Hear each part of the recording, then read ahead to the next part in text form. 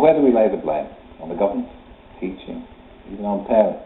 Meet the chairman of the National Confederation of Parent-Teacher Associations, Margaret Morrissey, and Baroness Blackstone, principal of Birkbeck College.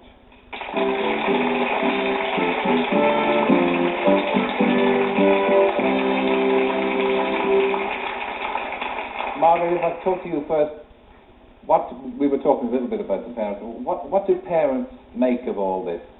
I know I'm confused. Well, yes, exactly. Parents are very concerned, but they're equally confused. They listen to Klaus Moser, who tells them that standards are dropping, that we have the worst education system in the world, we must do something about it. A few weeks later, we hear the examining boards telling us that they've got the best results they've ever had, and everything in the garden is rosy. So where does that leave parents?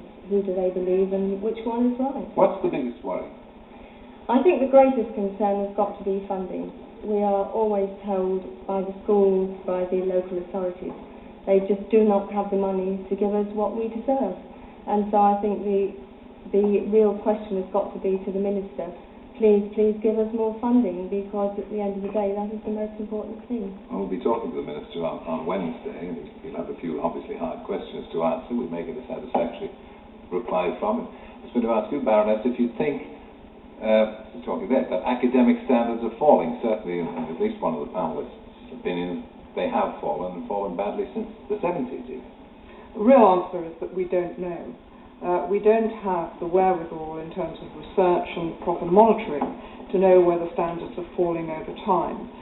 One of the great regrets I have is that the government abolished something called the Assessment of Performance Unit, which was set up in the mid-1970s in the Department of Education with the very job of trying to find out whether standards were going up or down in a variety of different subjects. I think really we do need something like that again, or something like a General Standards Council to try to evaluate the system and to see where we're falling down and to see where we're succeeding. Yes, well, listening there, it seemed that teachers feel aggrieved, first of all, about their status, about their pay, but mainly it seems about the volume of work that the new system requires from them. The endless paperwork is taking them away from the teaching. I don't know that it's endless paperwork so much as very big additional burdens with respect to the national curriculum, which is making demands on teachers' time without perhaps enough being invested in training and preparation for this. Very big new demands are going to be made with respect to assessing pupils. There's almost too much change going on in a context where the morale of teachers is already low as a result of poor pay, as a result of declining standards as far as buildings are concerned. There is a £3 billion backlog of repairs to our school buildings. I don't want to see children and young people being educated in slum conditions, and teachers certainly don't want to work in those sort of conditions. So there is a very big resource problem. You don't want to get to the situation that one reads about all the time of inner city America, with respect to our American guests, where children end up wearing bulletproof vests and all the schools are falling apart. Do you think this is what will happen? Put aside the violence question. Well, I don't want to be unduly scaremongering, and I think we're quite a long way from the very worst conditions in American inner city schools. But I do think it's exceedingly important that we treat as a matter of the utmost urgency the problems of teacher shortages in our big cities. The DES's own surveys demonstrate that we are now short of qualified teachers in a number of crucial areas, particularly in science and mathematics, in modern languages. These are all parts of the central secondary school curriculum. We're also now short of primary school teachers in some of our inner city areas. And yet, teachers who've made redundant, like the one we've just seen on the programme, cannot afford to move to places like London because of the cost of housing. We have got to come up with schemes that make it possible for teachers to be more mobile between different parts of the country. But above all, we've got to keep teachers in the profession. Only 1/3 of those who start a teacher training course are still working as teachers 5 years later. That's a stunning statistic. What about the funding, to return to the funding of parent-teachers associations? That schools now, rely far more, don't they, on what can be raised at the school state? Yes, we have something like 8,000 member schools, and I have a common denominator through all of those schools every single day of every week of term and through the whole of August, which is quite unusual for it to continue. I have schools telephoning to the office and saying, what do we do? We're being asked to give all of the funds we are raising to the school budget. We've come under local management, some of them have, some of them haven't.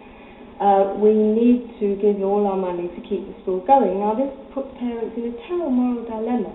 What do? They've raised money through an organisation under a constitution that says the money is for special extra things.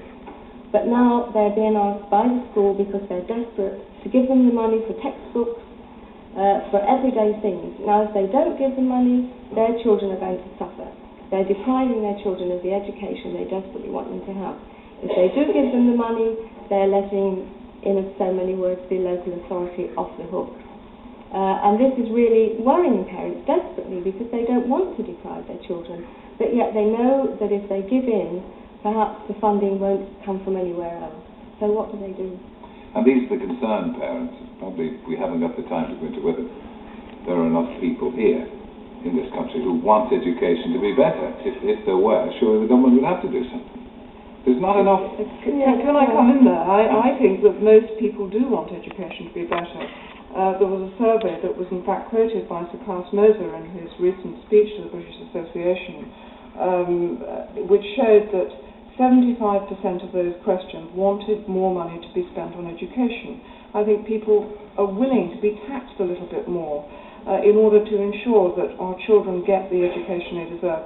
Education is a national need. It's not something that parents should be scraping and saving and providing for out of their own pockets. It should come through the taxpayer and properly be distributed through the system in that way. It is also a fact that the proportion of our gross national product that is spent on education has gone down in the last 10 years from 5.7% to 4.9%, and that's a lot lower than many other comparable countries. It's a lot lower than most European countries. It is. I think this is the problem, though, that we're now coming into. We continually argue politics, and at the end of the day, we don't get the answer, not from anyone, and parents are a small voice. We're getting bigger. But, you know, we're saying, get on with it. Don't one party say, we want to do this, and then they don't do it, and another party say, we want to do this, and they don't do it. Because we know we didn't get it from the last government, we're not getting it from this, and we probably won't get it from the next.